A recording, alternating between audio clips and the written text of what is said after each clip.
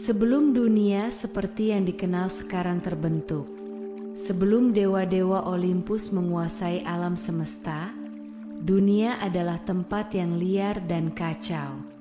Langit dan bumi berada dalam pertempuran abadi, dan dari kehancuran itu, lahirlah para Titan, penguasa pertama dunia.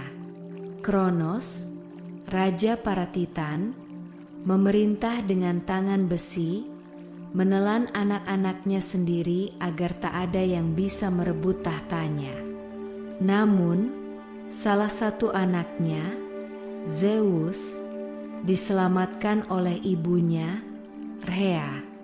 Ia dibesarkan dalam persembunyian hingga cukup kuat untuk melawan ayahnya. Saat waktu pembalasan tiba, Zeus memberikan ramuan pemuntah kepada Kronos yang membuatnya memuntahkan saudara-saudaranya, Hades, Demeter, Hestia, Hera, dan Poseidon. Poseidon, yang baru saja dibebaskan, menemukan dirinya dalam dunia yang masih dalam kekacauan. Ia dan saudara-saudaranya memulai perang Titanomachia, perang besar melawan para Titan. Lautan, yang selama ini hanya merupakan batas dunia, belum memiliki penguasa sejati. Tetapi di tengah peperangan, Poseidon mulai merasakan ada sesuatu dalam dirinya, sebuah panggilan dari kedalaman, kekuatan yang menunggu untuk ditemukan. Dalam pertempuran itu, Poseidon tidak hanya bertarung dengan kekuatan fisiknya tetapi juga dengan Trisula pertama, senjata yang diciptakan oleh para Cyclops, makhluk bermata satu yang terkenal sebagai pandai besi ilahi. Dengan Trisula itu, Poseidon menghantam tanah dan menciptakan gempa pertama di dunia. Setiap ayunan menggetarkan bumi, menciptakan retakan yang membelah daratan, dan dari celah itu, air meluap keluar, membentuk lautan pertama. Setelah Titan dikalahkan dan Kronos dikurung di Tartarus, Zeus membagi dunia di antara mereka bertiga. Zeus mendapat langit, Hades mendapat dunia bawah, dan Poseidon mendapat lautan, sebuah kerajaan yang luas, tanpa batas, yang menyimpan rahasia lebih dalam dari yang bisa dipahami bahkan oleh para dewa Olympus. Namun, lautan bukanlah wilayah yang kosong. Di kedalamannya, tersembunyi kekuatan yang bahkan para dewa sendiri belum mengerti. Poseidon tidak hanya menjadi penguasa air, tetapi juga penjaga rahasia terdalam dunia. Dalam palung laut yang paling gelap, ia menemukan makhluk-makhluk yang lebih tua dari para dewa. Entitas yang berbisik dalam bahasa yang tak seorang pun bisa pahami, roh-roh kuno yang menjaga arus waktu. Dari pertemuan itu, Poseidon menyadari bahwa kekuatan lautan bukan hanya tentang gelombang dan badai, tetapi juga tentang kenangan dunia. Laut menyimpan semua yang telah tenggelam, rahasia kota-kota yang hilang, ingatan perang yang dilupakan, bisikan jiwa-jiwa yang tersesat. Dalam aliran arus yang tak berujung, terdapat kisah-kisah yang belum pernah diceritakan, sejarah yang bahkan para dewa Olympus tidak tahu. Sejak saat itu, Poseidon tidak hanya menjadi penguasa lautan, tetapi juga penjaga misterinya. Ia menyimpan rahasia Atlantis di dasar samudra, membiarkan legenda itu menjadi mitos bagi manusia. Ia membangun kerajaannya dengan pilar-pilar raksasa yang dijaga oleh makhluk laut, memastikan bahwa hanya yang terpilih yang bisa menemukan jalan ke istananya.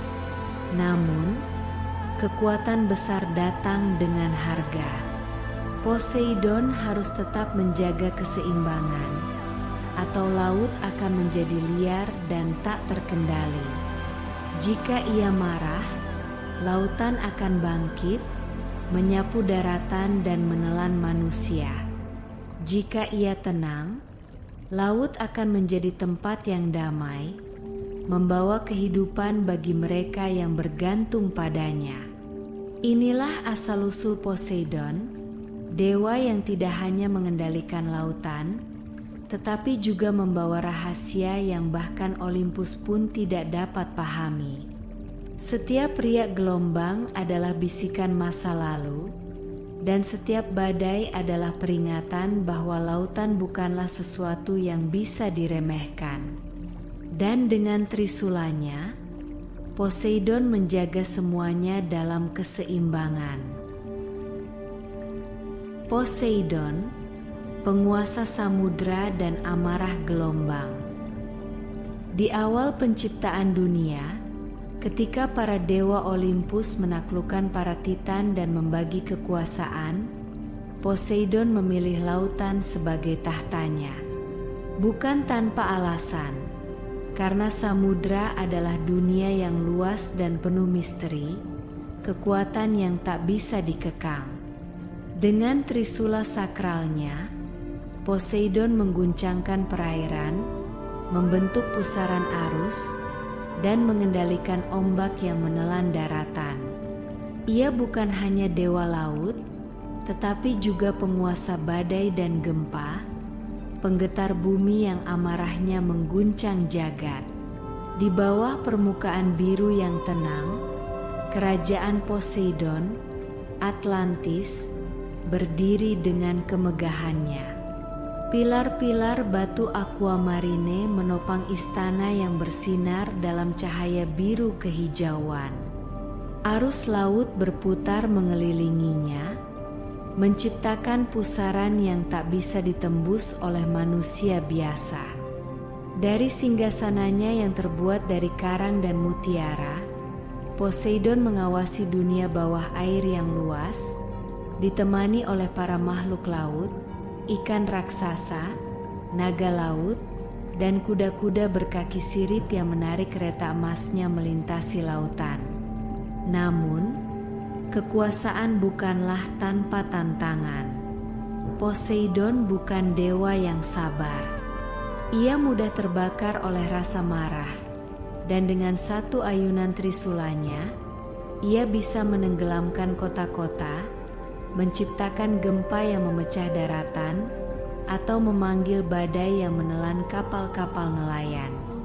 Banyak yang berdoa dan memberikan korban untuk menenangkan murkanya, karena mereka tahu bahwa lautan bukan sekadar air.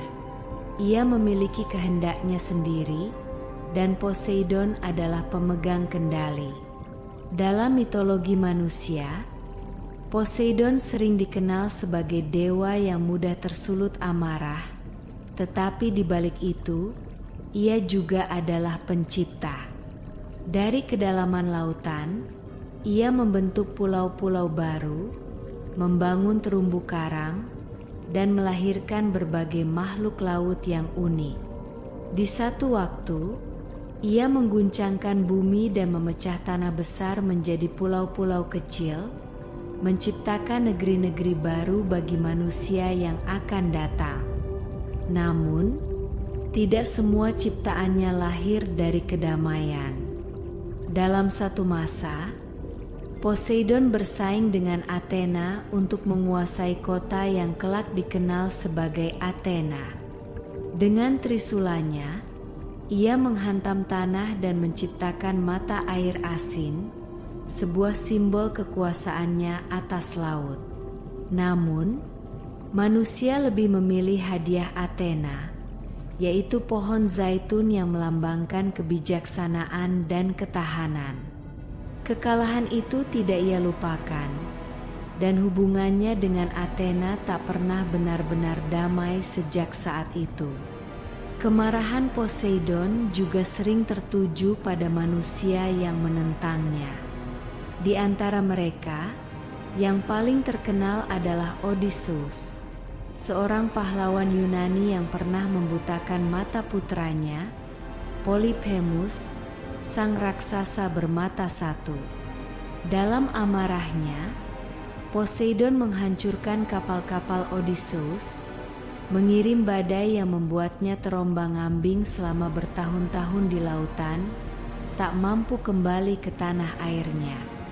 Namun, meskipun dikenal sebagai dewa pemarah, Poseidon juga memiliki sisi pelindung. Para nelayan dan pelaut yang berlayar di lautan luas sering memanjatkan doa kepadanya, meminta perlindungan dari badai dan ombak ganas. Kadang-kadang, ia mendengar dan menenangkan lautan, membiarkan kapal-kapal berlayar dengan aman, memberi mereka angin lembut yang membawa mereka pulang ke pelabuhan. Di kedalaman samudra, Poseidon juga dikenal sebagai penjaga makhluk-makhluk mistis. Ia memelihara kraken di perairan utara, menjaga agar monster itu tidak bangkit dan menghancurkan dunia. Ia juga memiliki pasukan Triton, para dewa kecil berbadan setengah manusia setengah ikan yang membawa sangkakala dari kulit kerang, membunyikannya untuk mengumumkan kedatangannya.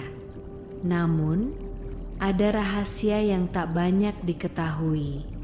Di sudut tergelap laut, tersembunyi reruntuhan kota-kota yang hilang, beberapa tenggelam karena murka Poseidon, yang lain karena keserakahan manusia. Atlantis, kerajaan yang pernah menjadi pusat kebanggaan sang dewa, kini hanya tinggal mitos.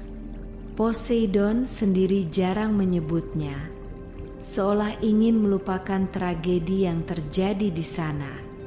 Waktu berlalu, peradaban berubah, tetapi lautan tetap menjadi wilayah yang tak tersentuh. Manusia bisa menjelajahi daratan dan langit, tetapi kedalaman laut tetap menjadi misteri. Bahkan di zaman modern, masih ada bagian dari dunia yang tidak tersentuh oleh manusia, tempat-tempat yang hanya diketahui oleh Poseidon sendiri. Ketika badai besar datang, ketika laut bergemuruh dan menyapu daratan dengan ombak raksasa, banyak yang percaya bahwa itu adalah tanda bahwa Poseidon masih berkuasa, bahwa trisulanya masih mengguncangkan dunia, bahwa ia masih menjaga samudra dengan segala keagungannya. Meskipun para dewa Olympus perlahan memudar dari ingatan manusia, nama Poseidon tetap hidup dalam setiap riak gelombang, dalam hembusan angin laut, dalam dentuman ombak yang menghantam tebing karang. Samudra bukan hanya perairan yang luas, tetapi juga sebuah kerajaan yang bernafas, dan di dalamnya, seorang dewa masih mengawasi dari tahta biru keperakannya. Pada akhirnya, lautan akan tetap ada, seperti juga Poseidon. Dan selama manusia masih menatap ombak dengan rasa hormat dan ketakutan, selama mereka masih mendengar bisikan angin di antara tiupan badai, mereka akan tahu penguasa samudra tidak pernah benar-benar pergi.